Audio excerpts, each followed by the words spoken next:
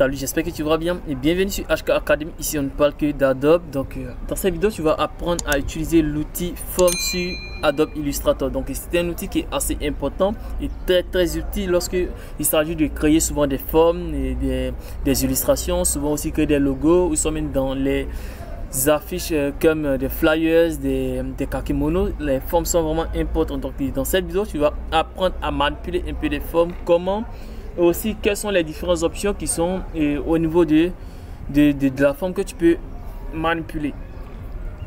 Donc ici on a notre panneau d'outils qui sont tous là. Donc on a cet outil, l'outil rectangle. Donc avec l'outil rectangle on a créé tous ces éléments, tous ces trucs, et vous voyez l'œil qui se trouve à l'intérieur, c'est avec l'outil ellipse qu'on a créé. Donc d'abord on va passer sur les cas pratiques.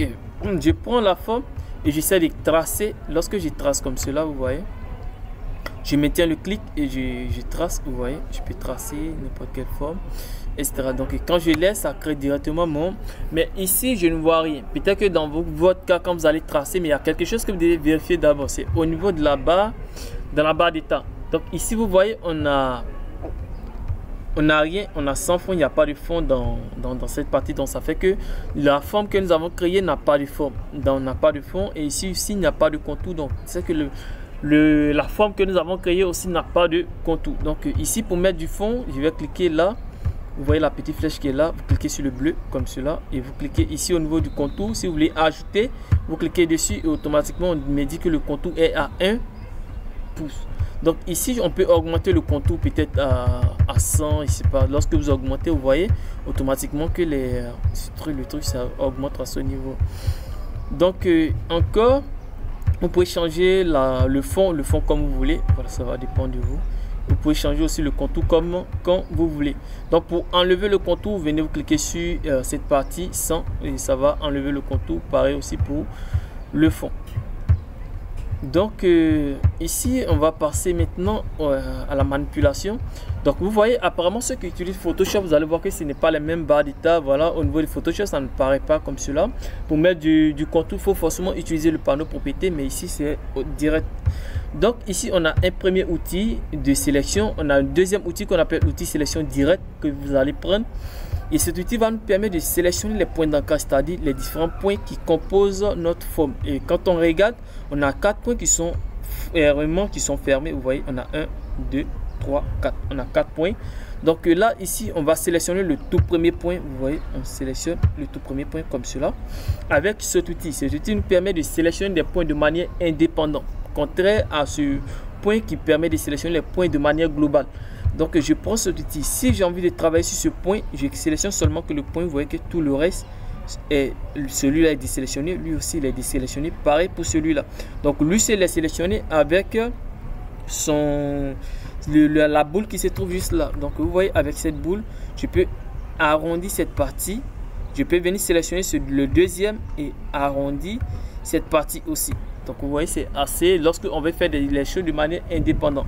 Par contre, si on veut arrondir la bordure sur tous les côtés, je sélectionne tout, voilà, comme cela, et je tire comme cela. Pour ceux qui veulent tout sélectionner, comment on fait? On a sélectionné l'outil. J'explique encore cet outil. L'outil permet de sélectionner les points de manière indépendante. Donc cet outil va pas nous permettre de déplacer. Lorsque on veut déplacer la forme, on prend le premier outil. On déplace, et lorsque par exemple on veut arrondir des bordures, on veut sélectionner un point d'ancrage, on vient prendre le deuxième outil, celui-là, on clique et là maintenant on peut bouger, on peut arrondir, on peut cliquer sur ce côté, lui aussi l'arrondi. Je reviens, voilà, je pense qu'il y a une erreur à ce niveau, je clique, ok, je peux lui aussi cliquer arrondi comme cela et faire ça aussi. Et une fois que je finis, je peux faire ça comme ça, je clique, je peux enlever le fond et je peux enlever le contour comme cela. Vous voyez, avec cette forme je me retrouve avec la forme, même si ce n'est pas trop joli. Mais ici aussi, pas enlever le fond et venir garder simplement que le contour, augmenter un peu l'épaisseur du contour comme cela, on augmente, ok. Donc on se retrouve avec ça.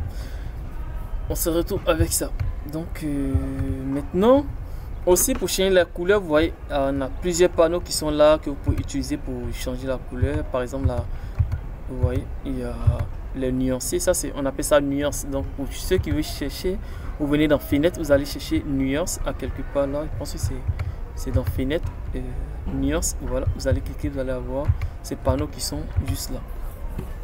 Donc pour changer une couleur, il faut d'abord choisir et sélectionner la partie et maintenant essayer de changer la couleur, soit peut-être que apporter une modification, etc. Donc c'est comme cela que tout fonctionne en fait. Donc on fait ça et on fait ça pour remettre tout à zéro en fait. Ok, donc là je pense qu'on en est fini avec. On va passer rapidement sur la création de ce truc. C'est pas joli, mais on va essayer. Donc ici j'annule le contour, et là je vais laisser le fond en couleur, la couleur jaune. Donc ici par exemple, si on veut créer un carré, donc je maintiens le shift. Voilà, vous voyez là je crée un carré. Si je vais créer un carré, je maintiens le shift. Voilà, si je vais créer un rectangle, là je laisse le shift. Vous voyez, lorsque je laisse, j'ai la possibilité de tirer comme je veux. Donc je laisse ça comme cela. Ok. Je vais maintenant essayer d'agrandir. Actuellement, tout est sélectionné. Vous voyez, lui, lorsque on prend l'outil, le deuxième, vous voyez, 1, 2, tout est renformé et est foncé en fait. Donc, ça signifie que tout est rempli en fait. Tout est sélectionné.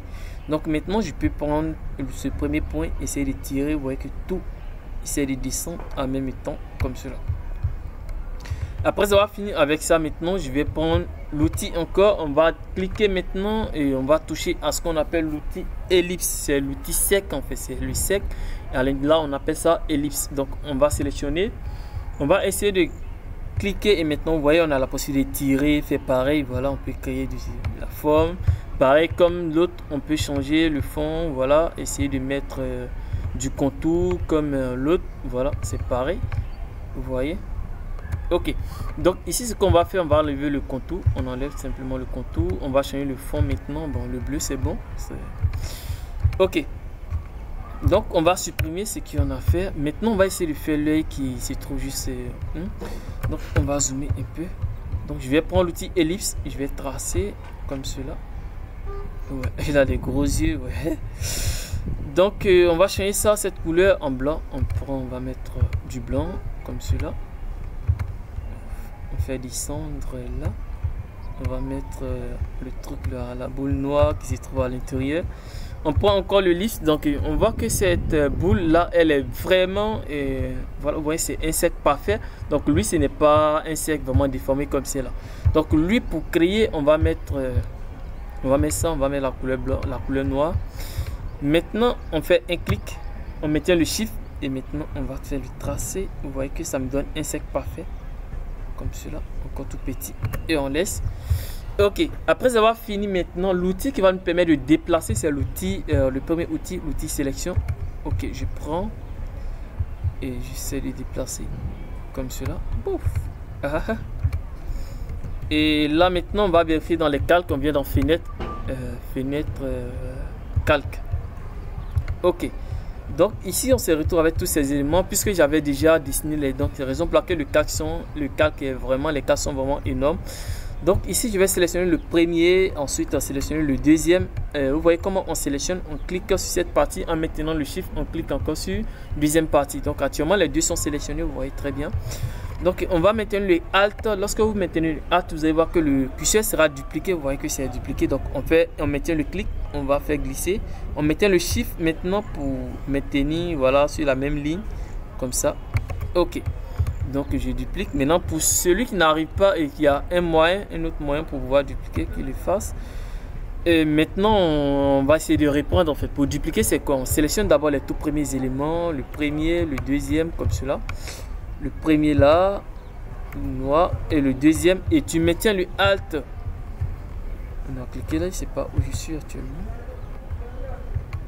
Ok, tu maintiens le Alt, et maintenant tu fais un clic glissé jusqu'à l'autre côté. Maintenant pour maintenir le déplacement sur la même ligne, il faut maintenir le Shift pour ne pas que ça se décale en fait. Donc après avoir fini avec ça, ce qu'on va faire maintenant, c'est au niveau du mouth, voilà, la bouche, c'est pareil. On va prendre l'outil, c'est le même outil, on va tracer là, comme ça, un peu plus large. Ok, donc on va prendre ça, on va déplacer un peu à ce niveau. Ok, donc on va prendre encore l'outil, on va cette fois-ci tracer juste un petit peu, comme cela. Voilà, et maintenant on va changer la couleur en blanc. Et aussi ceux qui vont utiliser cet outil, quand vous cliquez dans l'espace, voilà, ça donne ça. Vous pouvez entrer les valeurs. Au cas où certaines personnes déjà les valeurs en tête, vous pouvez les entrer. Donc là, vous pouvez tirer encore en zoomant. Vous allez avoir les 4 parties. Vous pouvez tirer comme cela, tirer comme cela. Ok. Donc on a ça et on a l'impression que c'est pas bien centré. Voilà, on a l'impression que c'est pas bien centré. Donc on va sélectionner celui-là, bouger un peu comme ça. On peut faire le centre automatique en faisant ça. Aligner, mais si on le fait, il va falloir qu'on regroupe tous ces éléments avant. Donc on va passer maintenant au niveau de la chaise. Pour la chaise, comment ça s'est passé? Vous voyez, c'est la même forme. On trace là, 1, 2, 3. Donc c'est assez rapide. On va faire un clic là. Premier clic comme ça. Le deuxième clic, si vous voyez faire, j'ai fait un tracé, voilà, du rectangle. Le deuxième clic, on va faire un tracé du genre comme cela. Troisième clic, on va faire un tracé du genre avec, c'est-à-dire les 2 pieds de la chaise en fait.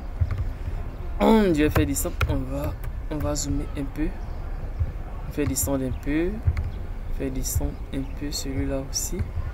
Voilà. Donc on va baisser un peu cette partie. On va diminuer un peu la taille, la largeur. Ok, donc c'est ça. Vous voyez, avec tous ces éléments, on arrive un peu à faire certains trucs. Je pense que c'est assez important et très important de pouvoir savoir manipuler un peu les formes. Et aussi savoir créer des éléments, les petites formes avec, parce que ça aide énormément lorsque nous sommes en phase d'un projet comme la conception d'une affiche ou soit peut-être la conception d'un logo ou soit peut-être des formes animées, etc. Donc